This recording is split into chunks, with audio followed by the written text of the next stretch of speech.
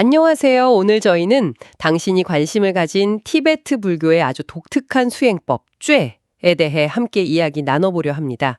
발음이 좀 특이하죠. 쬐.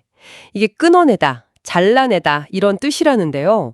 무엇을 끊어낸다는 걸까요? 네, 그게 바로 우리 안의 악마들입니다. 악마요? 네, 근데 여기서 악마는 뭐 뿔 달린 그런 무서운 존재가 아니고요. 우리 마음을 어지럽히고 괴롭히는 그런 장애물들을 상징적으로 말하는 거예요. 불교 용어로는 마라라고 부르죠. 아, 마라. 네네. 이게 크게 보면 네 가지 종류가 있어요. 첫째는 외부 대상에 대한 집착 같은 거. 이걸 가시적 악마라고 하고요. 둘째는 마음속에서 일어나는 뭐 희망이라든가 아니면 두려움 같은 것들. 이건 비가시적 악마. 아, 눈에 보이지 않는 것들이군요. 그렇죠.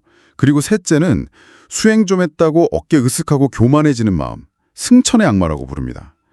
마지막으로 가장 근본적인 건데요. 이 모든 문제의 뿌리가 되는 나라는 생각 있잖아요. 그 자기 자신에 대한 집착, 이걸 아집, 팽창의 악마라고 해요.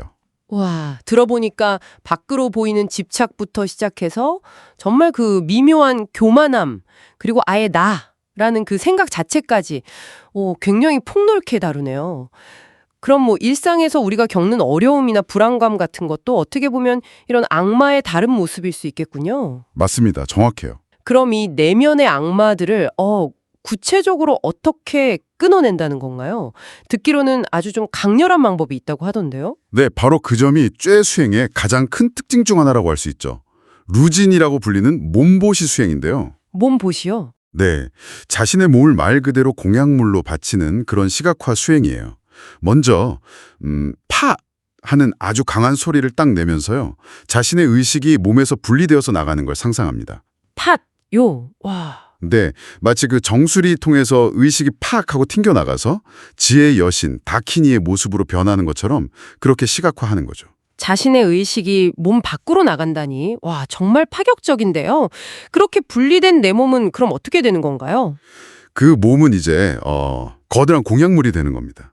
수행자는 이 몸을 변화시켜서 다양한 손님들한테 잔치를 베푸는 거죠. 잔치요. 네, 두 가지 종류가 있는데요. 하나는 몸을 아주 좋은 감로수나 원하는 귀한 물질 같은 걸로 바꿔서 좀 평화롭게 공양하는 백색잔치가 있고요. 아, 백색잔치? 또 다른 하나는 특히 그 두려움이나 집착을 더 강력하게 끌어내기 위해서 자신의 살과 피, 뼈를 정말 날 것 그대로 바치는 적색잔치도 있습니다. 살과 피를요. 와, 듣기만 해도 정말 강렬하네요. 어떤 손님들에게 그렇게 바치는 건가요?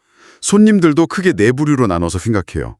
첫 번째는 우리가 존경하는 스승이나 부처님, 보살님 같은 분들, 귀하고 숭고한 손님이라고 하고요. 두 번째는 불법을 수호하는 신들, 덕의 손님. 세 번째는 우리가 자비를 베풀어야 할 대상인 모든 중생들, 자비의 손님이죠. 네네. 그리고 마지막 네 번째가 아마 가장 흥미로우실 텐데 바로 나에게 해를 끼쳤거나 내가 어떤 빚을 진 존재들, 심지어 나를 괴롭히는 악귀나 장애물까지 다 포함하는 빚과 책임의 손님입니다. 이들에게까지도 기꺼이 자기 몸을 내어주는 거예요. 나를 해친 원수에게까지 내 몸을 공양으로 바친다. 이건 뭐 상상만 해도 쉽지 않은데요. 대체 왜 이렇게까지 하는 걸까요? 바로 그 점이 핵심입니다, 사실은. 이 어떻게 보면 극단적이라고 할 수 있는 수행은요.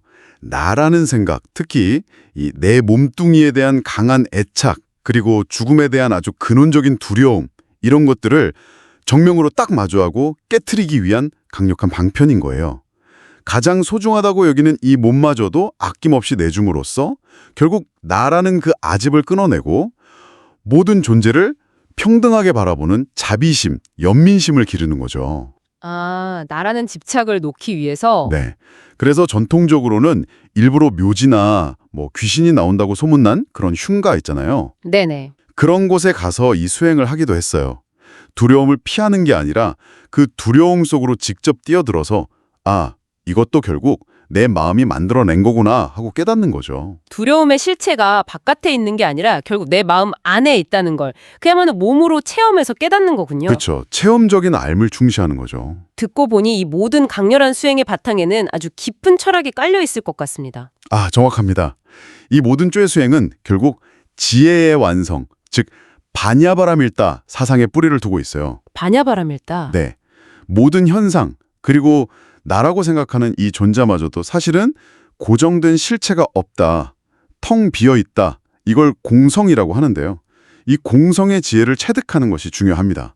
세상 모든 것이 본래 텅 비어있음을 알면 좋고 싫음이라던가 희망과 두려움 같은 그런 양극단을 자연스럽게 벗어나서 마음의 평정을 얻을 수 있다는 거죠. 그렇군요. 그러니까 쬐 수행은 바로 이 깊은 지혜를 그냥 머리로만 아는 게 아니라 온몸으로 직접 실천하는 방법이라고 볼 수 있는 셈입니다. 네.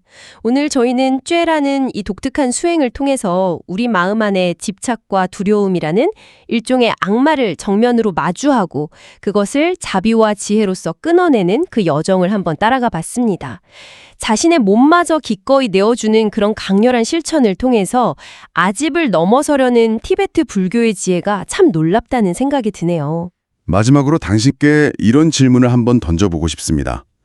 우리 안에 가장 깊은 곳에 있는 두려움이나 아니면 정말 떨쳐내기 힘든 그런 집착들을 비록 상징적으로라도요.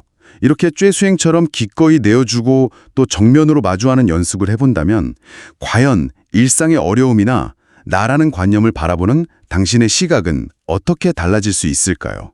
한번 생각해 보시면 좋겠습니다.